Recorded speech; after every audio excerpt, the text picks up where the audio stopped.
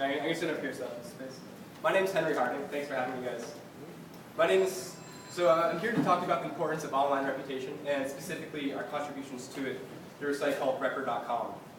I'm the co-founder of Repper, working with a very disruptive man who transformed the music industry a little while ago. He was here last night, he's not here this morning. It's John Fanning, the founding chairman and CEO of Napster. So let me dive right in. Reputation is central to both community formation and cooperation. It's through sharing stories about people's actions that we as humans can set the community standards. So what's okay, what's not okay. Reputation is also the core of rewards and sanctioning. It amplifies the benefits of behaving well and the cost of misbehavior. So if I work with someone who turns out to be lazy and dishonest, by sharing this with my friends, you're spared from a similar bad experience. I can also tell this person and give them feedback and they can improve from it. So having access to this kind of information is a huge benefit to community membership. Insiders know who to trust and how to act towards each other, while strangers don't get the benefit of other people's past experiences. So as of yet, there hasn't been a site that makes it very easy for people to track someone's public reputation in all contexts. That's a little bit what we're about. I want to give you a few examples of how every human interaction is based on reputation and to a higher degree of trust. First one is, I'm not sure how many of you guys here have kids. I don't. But we decide to let our kids play with other kids based on the reputation we have with that kid or with that kid's parents.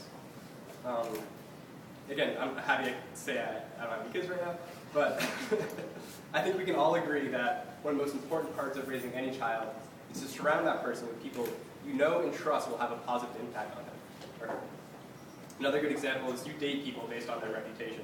Relationships that are successful aren't based on reputations that are the same, but ones that are compatible. And the last example I want to say, which you should all be familiar with, unless you've been an entrepreneur your entire life and have never had to apply for a job, is the job application process. Employers want to find out all this information about you so that they know you're the right fit for their company. So it usually starts with the application. I have to write an essay about myself, explaining something I strongly believe in. I'll have to write about my past work experience so they know my professional background. And then during the interview, they're going to ask me the question that always gets asked. So Henry, what are your strengths and weaknesses? And everyone comes up with a clever response, such as, no, I'm a perfectionist, or I care too much. The worst one is, actually I don't have any weaknesses, because that's never the case, and that will not get you a job. So all of this is important to the application and getting a job. It's all about your reputation.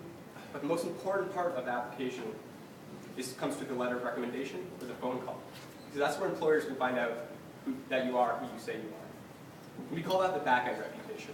Front-end reputation is everything I say about myself and how I present myself. In the online environment, think of sites like Facebook and LinkedIn. These sites allow me to position myself. I can change my profile picture from me drinking in college to me wearing a business suit and looking professional. And that's part of my reputation. In back-end reputation, think of sites like Yelp. Yelp does a great job. Anyone can provide open, constructive feedback to a business or restaurant, right? And what we've seen is that businesses can take this information and improve, and consumers know who they can trust and where they can spend their money. And we're essentially doing the same thing with personal reputations. Some people like to call it Yelp for people. I like to call it open source reputation. Just as Wikipedia is an open source encyclopedia, or open source reputation about people, where anyone can contribute. So let me give you the three things that Repper is all about. Everyone is used to the review model, like a product review. Same thing for people, but it's based on events or interactions in all contexts. The most important is that yes, you can give this a rating, but you categorize this, whether it's business or social. What that allows you to do is filter someone's reputation based on the context that you want to see. I don't want to take all of your time, but next we have the personality poll, which is a very powerful tool. You can take it for yourself and other people can take it for you. It's a list of characteristic questions. Words such as, are you caring? Are you trustworthy? Are you loyal? Are you outgoing? What's interesting is based on all these answers, we plug into a complex algorithm that spits out 6 paragraphs about your personality, which I took for myself and I was really surprised. I feel like I learned things about myself. So I can take this for myself, my friends can take it for me, and it's sort of like a 360 evaluation. lastly, we're working on data mining techniques to pull information all across the internet, also tapping into sites like Facebook and LinkedIn, to take all this information, boil it up, and present it in a way that's never been done before, and that's very meaningful to someone's reputation. So that's about it. I want you guys to ask me questions or come up after this. Last thing is, so we're actually sending invites through Facebook. We're very limited alpha right now. So how many people on Facebook? Right. So my goal at this event is to have, on Facebook. I'm going to say that 50 people here. I'm hoping to have 50 new Facebook friends, because if you want to get involved and be part of the private data, I'm inviting people through Facebook. Again, my name is Henry Harding. Grab a business card. I look forward to talking to you all. Great job.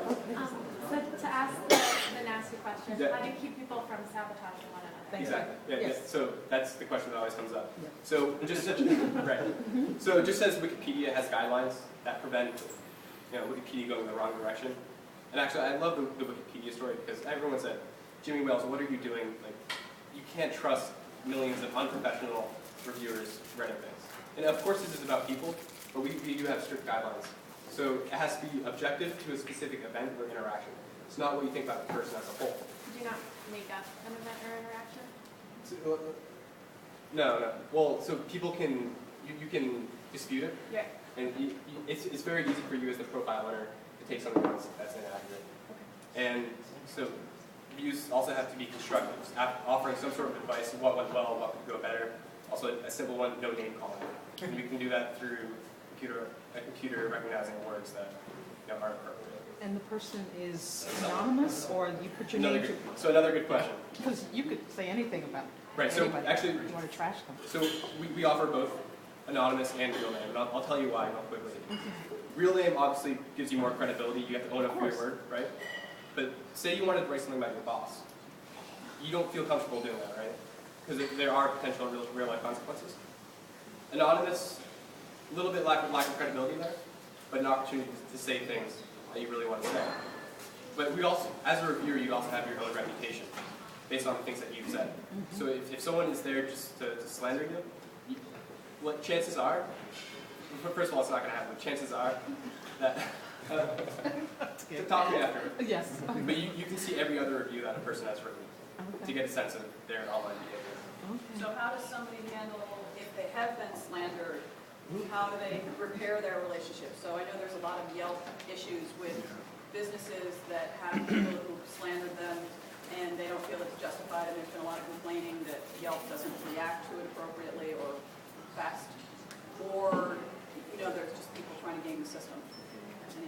So, Ruining their relationship because they just don't like that business for one reason or another. Complaining about a service that they thought they should have gotten but didn't get, and it was just a misunderstanding, but then the business has a hard time working with Yelp to get that reputation adjusted on the website. one thing you can do is you can go to your friends and your friends respect you and they're going to support you. They can write reviews for you. That's one solution. It is also possible to take reviews down as the profile owner. And another quick thing, thumbs up, thumbs down. Was this review helpful, yes or no? You can crowdsource that information. If a review is unhelpful, it disappears and the score is erased.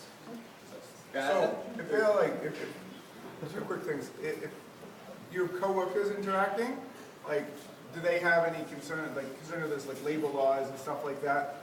Does your site tell people about what they can and can't say, and are you running all of these laws, or it's just kind of do what you want? As far as I'm concerned, freedom of speech, you can say what you want. And then, so Yelp has a database of places and businesses. What is your database of people?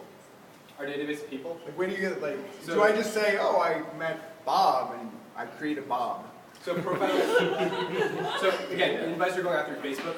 Facebook is mostly a trusted network. People, there are a few fake profiles out there, but a large percentage are real. That's why we're starting with Facebook. You invite people through Facebook. I send an invite out to Frank. That actually creates Frank's profile for him. He can come back and claim his profile because when I sent it out, it's a unique Facebook ID. When he clicks the link, it's a unique link, that's what it is. You have to be a member of the community to be profiled. So everyone come and say nice things about Frank. Let's test out that. Yeah, let's ruin his reputation. Thanks so much. That's awesome. Come back and ask some questions if you have other questions.